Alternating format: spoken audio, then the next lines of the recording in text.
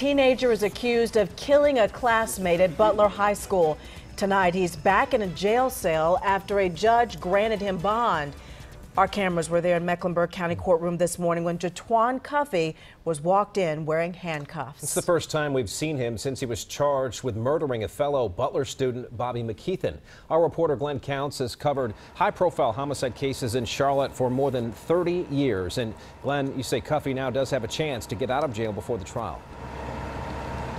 He does. His bond has been set at $100,000. Before today, he had no bond, which means that his family has to come up with about $10,000 to pay a bondsman before he can walk out of these doors. Jatwan Cuffey walked into court hoping to walk out of jail. He's been in ever since allegedly pulling the trigger that devastated the Butler High School community. The defendant's actions were nonetheless intentional and reckless.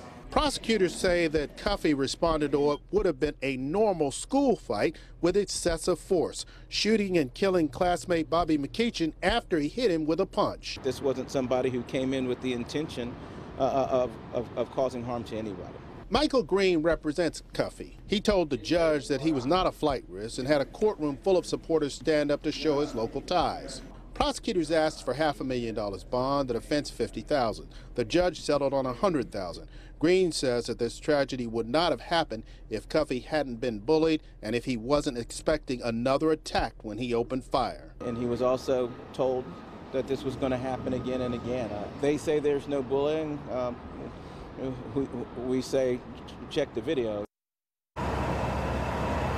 Well, judging by the answer to that question, it is clear that bullying will play a big part of Cuffey's defense.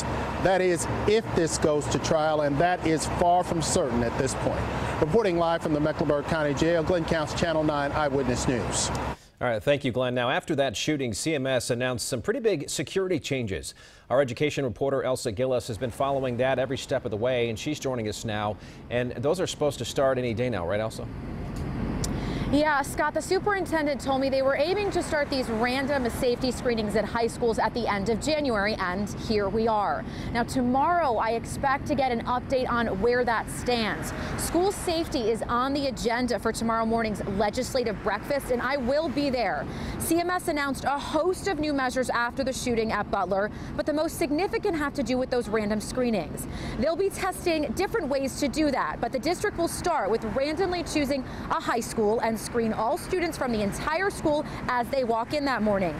They'll be using metal detectors, wands, and doing bag checks. CMS has said this would be a team effort between administrators, CMS police, and CMPD. So this week I questioned the CMPD chief on where things stand.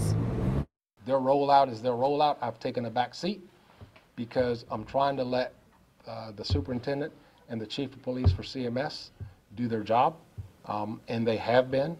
I'm happy to say I think the schools are safer because of the work. Now that meeting starts tomorrow morning at 8:30. I will be there and bringing you what you need to know about your child's safety throughout the day on Eyewitness News. Reporting live in East Charlotte, Elsa Gillis, Channel 9 Eyewitness News.